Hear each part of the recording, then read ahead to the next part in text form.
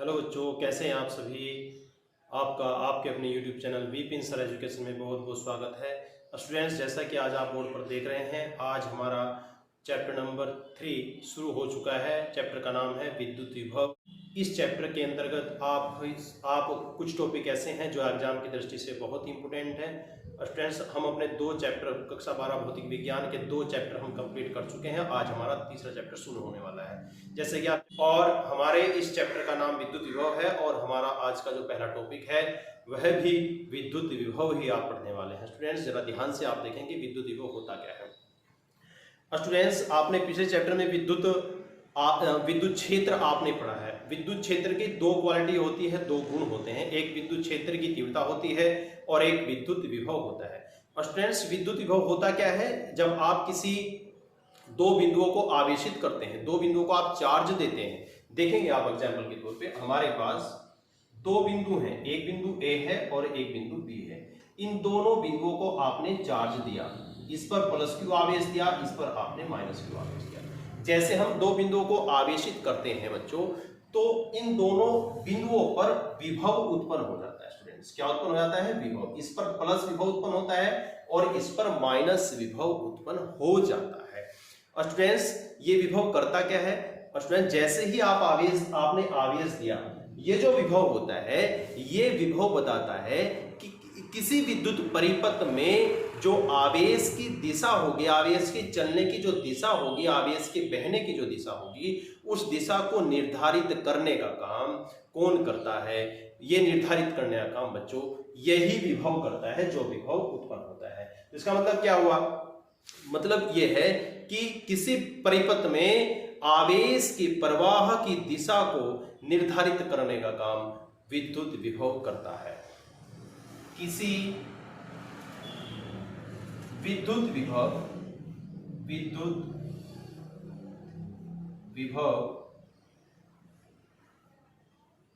वह भौतिक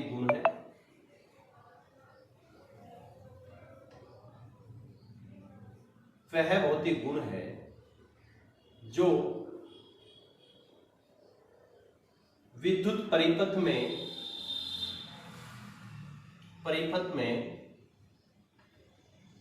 आवेश के प्रवाह की दिशा को निर्धारित करता है।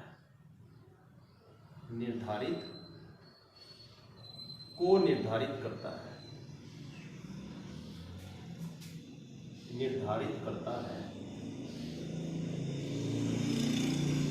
स्टूडेंट्स, आप देख रहे हैं, जैसे कि एग्जाम्पल के तौर पे आपने देखा है, हमारे पास 2 बिंदु हैं।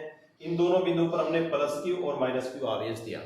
माइनस क्यू और प्लस क्यू आवेश देने पर इन दोनों बिंदुओं पर उत्पन्न हो जाता है विभव। एक पर प्लस विभव उत्पन्न होता है, जिस पर प्लस आवेश है उस पर प्लस विभव उत्पन्न होता है, और जिस पर माइनस आवेश है उस पर माइनस विभव उत्पन्न हो जाता है।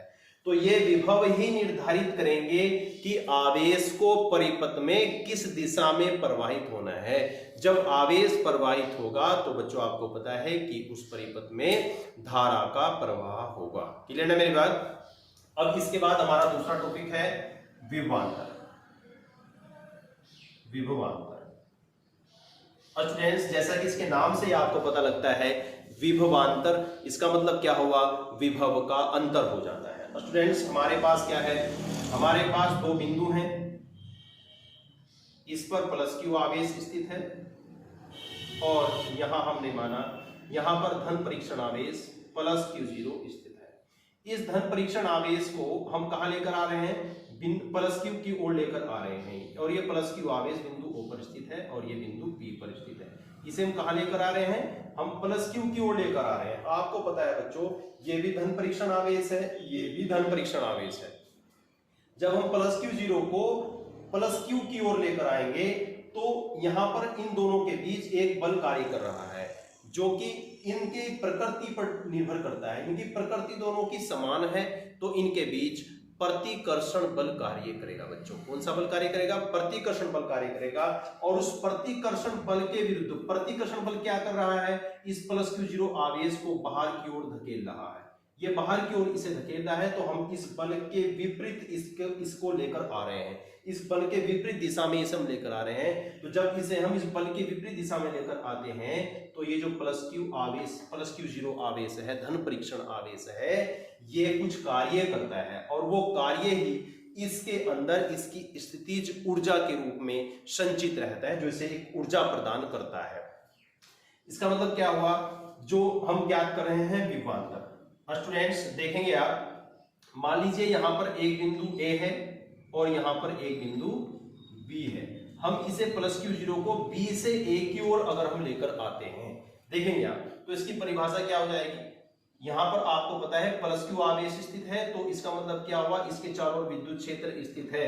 तो ये प्लस क्यू जीरो जो धन परीक्षण आवेश है, ये इसके विद्युत क्षेत्र में स्थित है। तो विद्युत क्षेत्र में स्थित, हम लिखेंगे इसकी परिभाषा, डेफिनेशन क्या होगी, विद्युत क्षेत्र में स्थित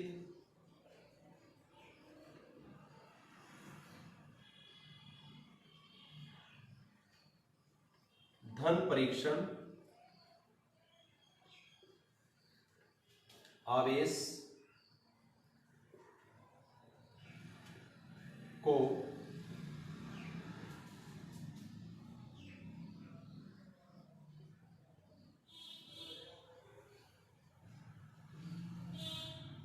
स्थिर आवेश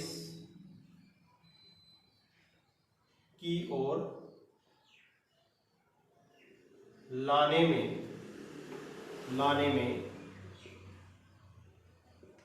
किया गया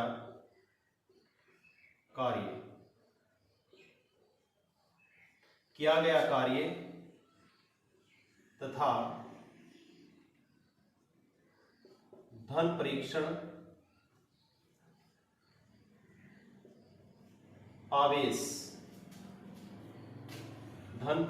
आवेश के अनुपात को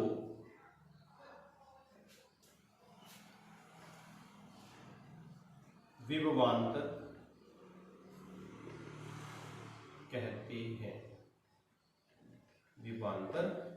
हैं। तो स्टूडेंट्स आप जैसे कि डेफिनेशन में देख रहे हैं, विद्युत क्षेत्र में स्थित धन परीक्षण आवेश को स्थिर आवेश की ओर लाने में किया गया कार्य कितना हो रहा है, यहाँ पे W कार्य हो रहा है। धन परीक्षण आवेश के अनुपात को हम विभवांतर कहते हैं। इसे विभवांतर को डेल्टा V से लिखते हैं। तो डेल्टा V डेफिनेशन के अकॉर्डिंग डेल्टा V की वैल्यू कितनी हो जाती है, किया गया कार्य, जब इस प्लस क्यू जीरो को Q की ओर लेकर आ रहे हैं तो यहाँ पर कार्य W हो रहा है, किया गया कार्य और धन परीक्षण आवेश के वैल्यू, इन दोनों के अनुपात को ही हम क्या कहते हैं बच्चों, विभवांतर कहते हैं। दूसरी डेफिनेशन भी हम इसकी बना सकते हैं, दो बिंदुओं के विभव के अंतर को हम विभवांतर कहते हैं। स्टूडेंट्स यदि हमारे पास एक विभव इस पर है और एक विभव इस पर है, इस पर प्लस विभव है और इस पर माइनस विभव है, तो इन दोनों के विभव के अंतर को भी हम विभवांतर कह सकते हैं। जैसा कि आप देखेंगे डेल्टा V इक्वल टू हो जाएगा VA माइनस VB, ये भी हम कह सकते हैं। स्टूडेंट्स दो बिंदुओं पर स्थित विभव के अंतर को भी हम विभवांतर कहते हैं। देखो बच्चों, यदि आपने किन्हीं दो बिंदुओं पर चार्ज दिया है, आपने आवेश दिया है और वहां पर विभव उत्पन्न हो जाता है और विभव उत्पन्न होने के बाद इन दोनों के बीच उत्पन्न हो जाता है बच्चों विभवांतर। यदि इन दोनों बिंदुओं के बीच विभवांतर उत्पन्न नहीं होगा तो इस परिपथ में धारा का प्रवाह नहीं होगा, क्योंकि आपने बच्चों ओम का नियम पढ़ा है। ओम का नियम होता है V बराबर I R। बच्चों यदि दोनों बिंदुओं के बीच विभवांतर यदि नहीं होगा तो उसमें धारा का प्रवाह बिल्कुल भी नहीं होगा स्टूडेंट्स, क्योंकि आपने पढ़ा है V बराबर I R, V proportional I आपने पढ़ा है। यदि विभवांतर उत्पन्न होगा तो उस परिपथ में धारा भी उतनी ही प्रवाहित होती है, जितना विभवांतर उत्पन्न होगा उतनी ही परिपथ में धारा का प्रवाह होगा। तो दोनों बिंदुओं के बीच में विभवांतर उत्पन्न होना बहुत जरूरी है यदि आपको किसी विद्युत परिपथ में धारा का प्रवाह करना है। स्टूडेंट्स ये विभवांतर है। विभवांतर का जो मात्रक होता है बच्चों, विभवांतर का जो मात्रक होता है वो वोल्ट होता है। इसके मात्रक को आप याद रखेंगे। विभवांतर का जो मात्रक होता है वोल्ट होता है। स्टूडेंट्स आज आपने इस वीडियो में 2 टॉपिक पढ़े, हमने चैप्टर नंबर 3 शुरू किया है। आज हमारा जो पहला टॉपिक था विद्युत विभव था और दूसरा टॉपिक हमने आपको पढ़ाया विभवांतर। स्टूडेंट्स यदि ये वीडियो आपको अच्छी लगी हो तो आप मेरी इस वीडियो को लाइक करें, शेयर करें और चैनल को सब्सक्राइब, यदि आपने इस चैनल को सब्सक्राइब नहीं किया हो तो आप चैनल को